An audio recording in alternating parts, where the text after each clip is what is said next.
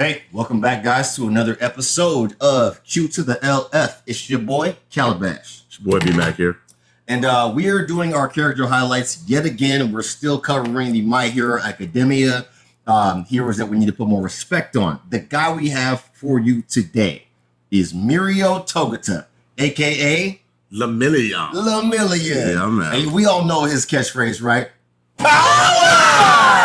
Like, you gotta love that. You gotta love that catchphrase. Yeah. All right, cool. So, Mac, talk to me about Lemillion and why we need to put more respect on this guy, man. All right, check it out, man. Check it out. Let me down. All right, so in doing my research for this video, Lemillion was based off of this other anime character in this comic called Tintin. Yeah. And basically, he's based off the Everyman. That's why he looks so fucking plain. Yeah. I've seen that guy. Right. Yeah. So he's the Everyman character. So basically, Lemillion's quirk is permeation. Yeah. He moves through shit. Okay. Which, quick little fact, his family name, Togata, actually means to move through things. Yeah, it means like to pass through. To pass through. To pass through. Right. Yeah. So he literally comes from a family of permeating people. Mm-hmm. Then we also have his first name. In Japanese, Mirio is actually million. Lemillion. Yeah, it's Million. Yep. And Yep. there's also a band. I'm not even going to jack it up and say it. We'll put it in the freaking video. Yeah, this band right here. I'm not even sure how to pronounce this. We're not going to butcher that. Something, but they were also using Yeah. inspiration for the name, as well as another quick little fact. Right. Lemillion's whole deal is because he was initially the All Might replacement. He Yeah. was supposed to be the next hero to step He was into supposed the to number be the one. ninth wielder of One for All. Right. Yeah. So with that being what it was, Lemillion's whole thing was, I want my name to be the Million, because it's Right. French for the million, for he wants a million rescues. He doesn't Right. He feel wants like to save he 1 million people. is Yeah. or can be the top hero until he saves Yeah. a million people. Yeah, that's Always a with goal. a smile, That's a man. goal. Always with a smile. Smile. He has almost every characteristic that All Might has. He would have been a wonderful successor for One for All. But like, what's funny is that inside of his name, you said Tintin earlier, did you not? So like, if you think about it, right? Remember, there was a moment where Deku offered One for All to Togata, to Mirio, right? And he's like, yo, man, you would be a better wielder of this. I'll give it to you instead. And Mirio turns it down, right? But like, if you think about it, in his name, Tintin, he would, if he were to accept that, be the 10th wielder. That was another Easter egg.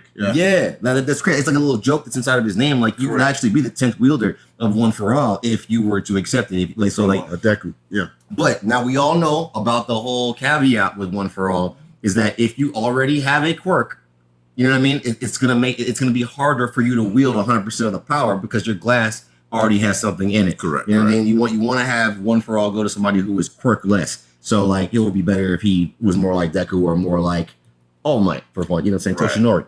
So now moving right along, right, as we're talking about Mirio and why we need to put more respect on this guy. Always. Like, you talked about him having a blank face. We talked about his permeation quirk, which has so many applications, by the way. Yeah, man. Like, if you guys really want to like go deeper into the facets of permeation and the different attacks that Mirio uses, we can run that down for you real quick. Matter of fact, we are going to run that down for you really quick. So when you're looking at him, when the class first meets him, right, they first meet him at 1A, right, and they come in with the big three, right? Fuck Big Three.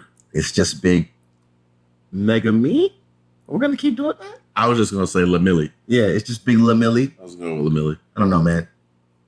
We'll cut that out. Anyway, so as we're looking at it, he comes in with class 1A, and you know, we get to meet the big three. Right. And like, he comes in, he's very comical. He's got this lighthearted attitude. I think he first meets like Deku when Deku's taking out the trash. Yeah. Right. And he Puts his face to the wall. Yeah, he puts his face to the wall. He kind of tells him where to put the trash. He's like, hey man, it goes over there. You know what I'm saying? And he freaks him out, and he pops up in the ground. You know, he's kind of messing with The him. one thing I will say I liked about his introduction is he provided something that a lot of the other UA students never provided at Class 1A. He straight up told them, hey, real talk, the best way for y'all to really feel and understand what it's like to be a hero, square up. Square up. He said, let me show you straight what up. it's going to be like when you don't have your teachers here to save you. I think what he was trying to do was put emphasis on the work studies, right? Because after you complete the work study, you have more experience in actual real-time field training. Plus, you also have a provisional license. And you have a provisional license. But then there's also a hero that can teach you, like, this is what we do out here. This is how it really goes. This is not what it's like to actually interact with a real villain. Right. And you get that. So you don't, there's some experiences you can only learn in the field. You know what I mean? In combat. So like, I mean, All for One exposed in the later episodes, I believe in season 7, All for One exposed Kokajiro.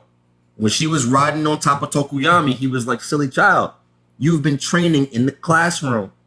You don't know what it's like. This is real life out here. He put the freaking huge arm cannon up to her face. Right. You know what I mean? Like this is how you get the real business right here. So you have to think about it. Like but back to Lemillion and back to Mirio, right?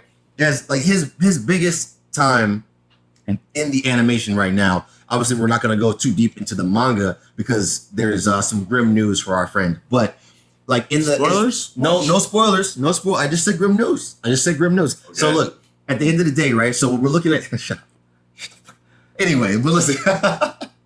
Anyways, as we're moving through it, right, and we're going to his main arcs, we got to meet him when he and Deku met Ari for the first time. Ari for the first time. Mm-hmm. And like him and her and Chisaki, who's running the plague mask. Chisaki, who was like the head of the Shiei Saikai, right? Like they are the Yakuza of that city, right? So they are an underground, like, a Japanese gang that kind of like, they don't necessarily terrorize. They want to make it to where the Yakuza are more respected. And that's the way of the older leader. But Chisaki has different views. So he want to say basically, so Chisaki is essentially at the point of where he's like, we ain't out here really doing crime no more because there's a bunch of villains doing it. You know what I mean? Like, it's not really bigger. Right. He's like thinking y'all are thinking real small time.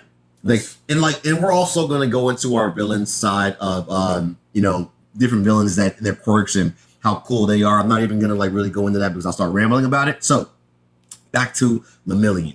We're gonna run over to we were talking about the arc where he fought all the students in 1A, right? Yeah. And so as he's going through them, literally he took them out in sections. If you looked at it, he picked the whole team apart. Yeah, apart as one man using permeation quirk, using one quirk. He even asked him, "Do you think my quirk is nice? You think it's strong?" You say at the end, but he took out the ranged characters all in one blow. Mm-hmm.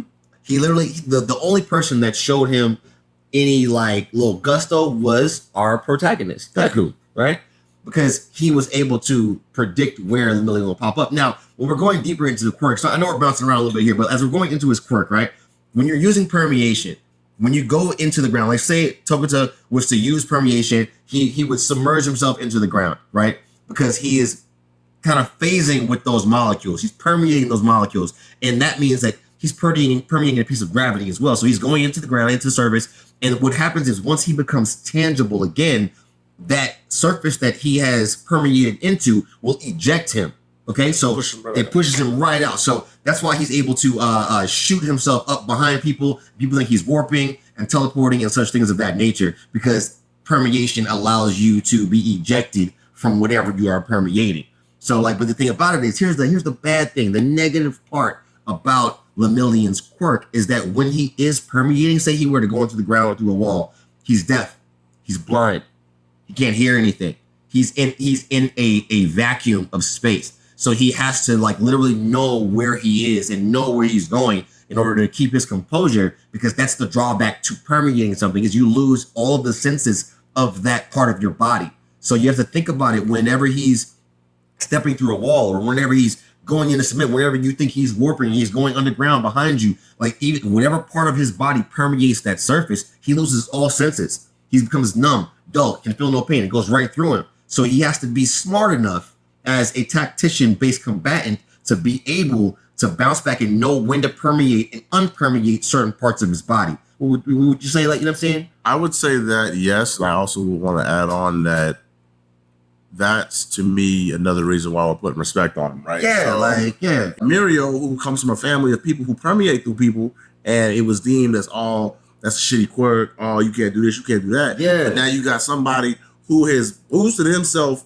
not only from middle school, but through UA to become one of the top students. Yeah. Let alone, he ain't that far from being number one in the actual pro hero rankings. The closest one, even with all the other pro heroes in the world, he's still the closest to being number one. Just because how hard he works and how much like Almighty is. Let alone, he even was trained by All Might's sidekick, Night Eye. Yeah, Sir Night Eye. Right. So Lemillion, just overall, when you think about it on paper, had Deku not come along, all I'm saying is we'd have had another All Might. Well, but you also have to think about the fact that Lemillion also had a quirk.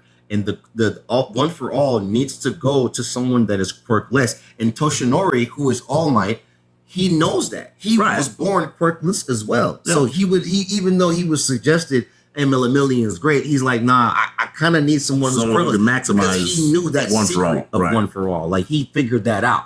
Man, that's why I'm one of the best wielders of it, because I had an empty glass to pour that quirk into. Mm-hmm. So like, but again, back to Lemillion, as we move forward into the Shie and Saikai, a whole storm of their base, and you see when Lemillion was running through walls and he's going up against Chisaki, like he literally look. I'm gonna tell you the biggest reason right here why QLF wants to put respect on Lemillion is Lemillion lasted against Overhaul Chisaki for 5 minutes with no by himself, with no quirk. Okay, he had already been shot by the quirk stealing rounds, the quirk deleter rounds. You know what I'm saying? He got shot because the dude Chrono had pointed the gun at Ari. Right? So he points it at Ari. Instead of pointing it at the Lemillion, he points it at Ari, making him make a choice. When he made him make that choice, he was like, well, if the bullet hits me, it doesn't hurt, and I want to make sure I take away all your pain. That's the one thing that Lemillion wanted to make sure he took away from Ari was all her pain. Even so much so that he becomes her guardian. Exactly. He adopts her. He adopts her. So look, my thing is, he got hit with the round, lost his quirk. He did it with a smile on his face. All right? He lost his quirk. Then, as everybody thinks the Lemillion's going to shut down, he still stood toe-to-toe with Overhaul. Quirkless. Who can literally deconstruct and reconstruct anything, even works on organic things. He can do inanimate objects and organic people and organic beings. So it's anything. He can disassemble and reassemble anything with his quirk. Now, you put him up against a regular person that just is in good shape. That's one thing Lemillion was in great shape. He made sure he trained his body because he wanted to make sure that every part of him was able to control itself while using permeation, which means you need a lot of muscle control to do that. So, like, no quirk, 5 minutes against Overhaul. Needs respect. Talking about he was still stepping in and throwing hands with him. If I get close to you, what's popping? I don't care if you could touch me or not. It didn't matter. He went in there with no fear. Okay? And that is real and true courage. That's real heroic based actions. Like, you're coming at it, not giving a shit about your own life because you're there to protect everybody who's there. I'm gonna save 1 million people, right? Right, no matter what. No matter what, even if it cost me my life. That's what he went out there to do. I feel like Lemillion stepped this, like, my respect for him went through the roof when I saw him fight with no quirk.